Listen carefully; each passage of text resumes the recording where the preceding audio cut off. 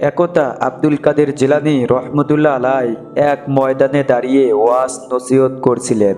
তিনি সকলের উদ্দেশ্যে বলতে লাগলেন, হে আল্লাহর বান্দারা, আল্লাহ রব্বুল আলামিন আপনাদেরকে দুনিয়াতে পাঠিয়েছেন একমাত্র তার ইবাদত করার জন্য এবং তার হাবিব প্রিয় নবীজির দেখানো পথ অনুসরণ করার জন্য।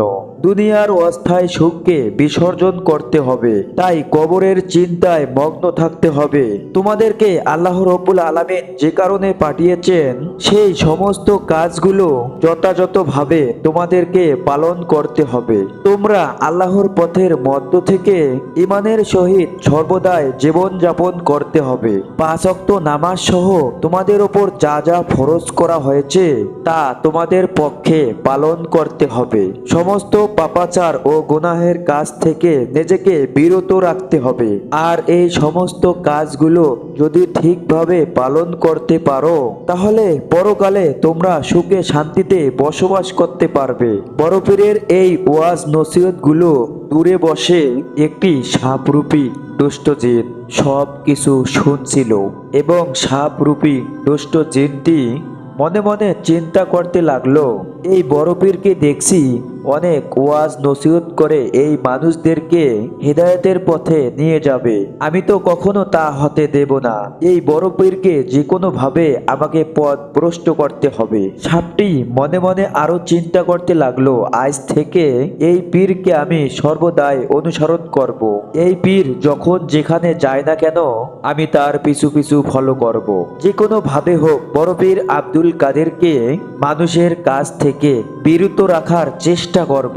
পরের দিন বড় পীর আব্দুল কাদের জিলানী রহমতুল্লাহ আলাই আবারও সেই মসজিদের দিকে ছুটলেন মানুষদেরকে ওয়াজ নসিহত করার জন্য, এবং তাদেরকে হেদায়েতের পথে নিয়ে আসার জন্য। আর তখন দেখা গেল দুষ্ট সাপরূপীয় জিনটি আব্দুল কাদের জিলানী রহমতুল্লাহ আলাইকে অনুসরণ করতে লাগলো। বড় পীর যখন ময়দানে এসে আবার লোকজনের উদ্দেশ্যে ওয়াজ নসিহত করা শুরু করলেন তখন দুষ্ট সাপটি দূরে বসে মনে মনে ভাবতে লাগলো, আজকে যে কোনো ভাবে হোক এই ওয়াজ নসিহতকে বন্ধ করতে হবে এবং তাদের ওয়াজ নসিহতকে বরবাদ করে দিতে হবে। যে কোনো ভাবে এই মাহফিলের লোকজনকে সরিয়ে ফেলতে হবে। সাপটি মনে মনে ভাবলো, এই লোকদের কাছে আমাকে সরাসরি পৌঁছতে হবে যাতে করে লোক সমাজ সকলে সাপের ভয়ে পালাতে লাগে এবং তারা দৌড়ে সেখান থেকে চলে যায়। কিন্তু এই সাপটি যখন এই চিন্তা করে সামনের দিকে যখন যেতে লাগলো এবং বড় পীরের ওই ওয়াজ নসিহতের মাঠে যখন যেতে চাইলো ঠিক তখনই সাপটি আর নড়াচড়া করতে পারলো না। সাপটি যেখানে আছে সেখানেই থাকলো, শত চেষ্টা করেও আর লড়তে পারলো না এবং বড় পীরের মাহফিলের দিকে যেতে পারলো না। সাপটি মনে মনে বলল, বুঝেছি এই বড় পীর অনেক শক্তিশালী মানুষ, এইভাবে আমার কাজ হবে না, আমাকে অন্য কৌশল খাটাতে হবে। এই বলে সাপটি সেই দিনের মধ্যে সেখান থেকে চলে গেল।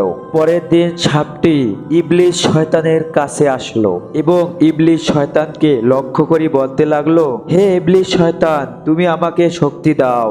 এই বাগদাদে আল্লাহর একজন বুজুর্গ ওলি যার নাম আব্দুল কাদের জিলানী রহমতুল্লাহ আলাই, সে মানুষদেরকে হেদায়েত করে আল্লাহর পথের দিকে নিয়ে যাচ্ছে এবং ওয়াজ নসিহতের মাধ্যমে শত শত হাজার হাজার মানুষকে ইসলামের পথে নিয়ে যাচ্ছে।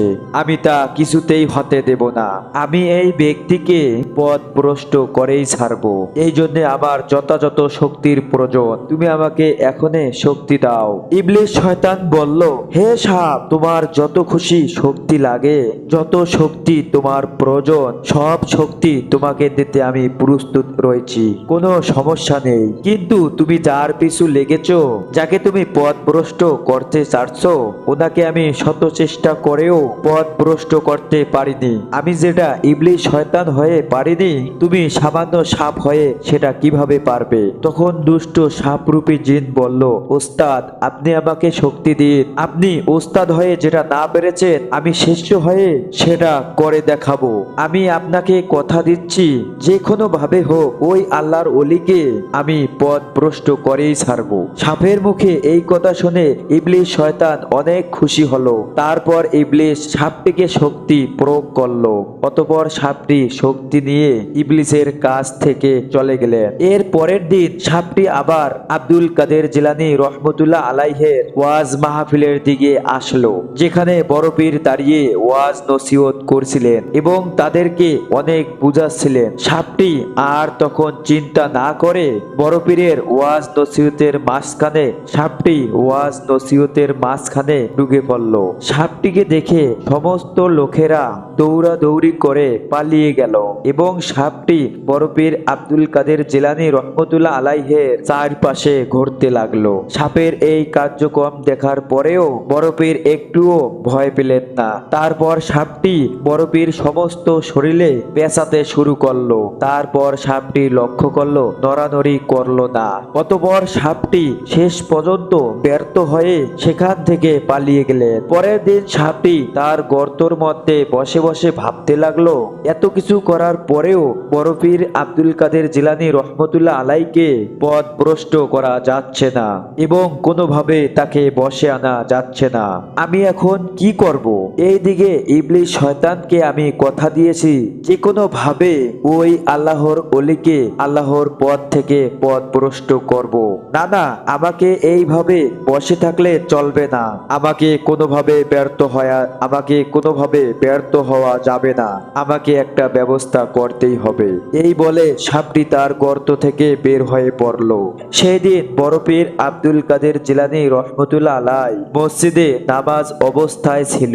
সাপটি দূর থেকে দেখতে লাগলো বড় পীর তো নামাজ অবস্থায় রয়েছে।